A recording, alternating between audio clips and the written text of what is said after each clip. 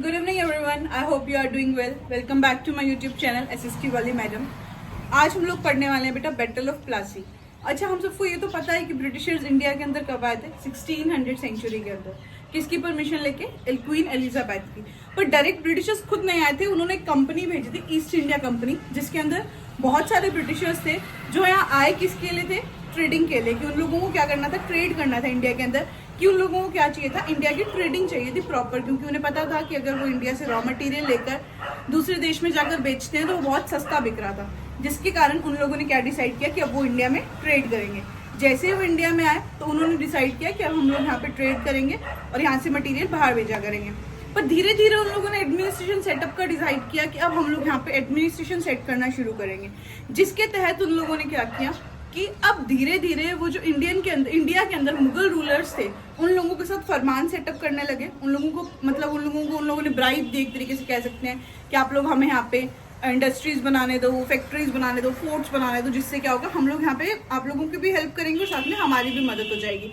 इसके लिए Indian rulers ने क्या किया, उनको परमिट कर दिया कि हाँ आप लोग ये काम कर सकते हो।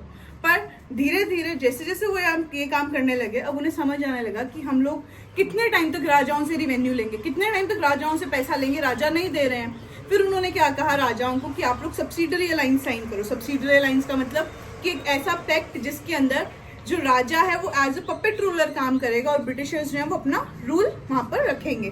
पर इंडियन रूलर्स ने ऐसा मना कर दिया। अलीवर्दी खान, अब सबसे पहली जो स्टेट थी जो इंडिया की जो ब्रिटिशर्स के अंडर गई वो थी बंगाल। अब इस चैप्टर में हम पढ़ेंगे कि बंगाल की हिस्ट्री थी क्या एग्जैक्टली। बंगाल के अंदर अलीवर्दी खान का रूल था। अलीवर्दी खान की डेथ होते ही उसका बेटा सिराजुद्दौला राजा बना। जैसे ही सिराजुद्दौला राजा बना, ब्रिटिशर्स ने उसको बोला कि आप एज ए पपेट रूलर काम करो। पर वो बात ब्रिटिशर्स की उसने मानने से मना कर दी। अब भाई सिराजुद्दौला से ब्रिटिशर्स बहुत परेशान थे। सिराजुद्दौला ने क्या किया, कासिम बाजार के अंदर अपनी एक आर्मी लेकर चला गया। उसकी आर्मी के रिटर्न के अंदर रॉबर्ट क्लाइव ने एक आर्मी बुलाई और उनके साथ लड़ाई हुई। लेकिन उस लड़ाई के अंदर जो सिराजुद्दौला था वो हार गया। और वो हारा क्यों?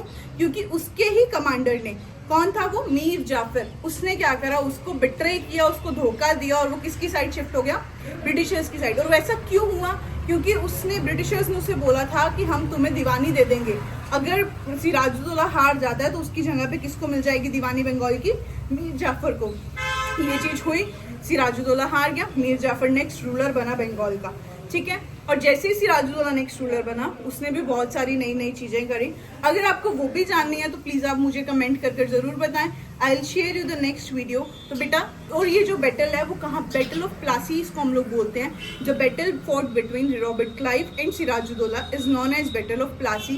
क्यों? क्योंकि ये वहां पर शायद कुछ प्लास के फूल वगैरह थे जिस गार्डन में बैटल हुआ, जिसके कारण इसको बैटल ऑफ प्लासी बोला जाता है। ये बैटल हुआ था 1756-1757 के बीच में। और सबसे पहले, मतलब ये इंडिया और ब्रिटिशर्स के जो रूलर्स थे उन लोगों के बीच में पहला युद्ध माना जाता है, जिसके अंदर इंडियन रूलर्स की हार भी हुई थी। ठीक है, थैंक यू।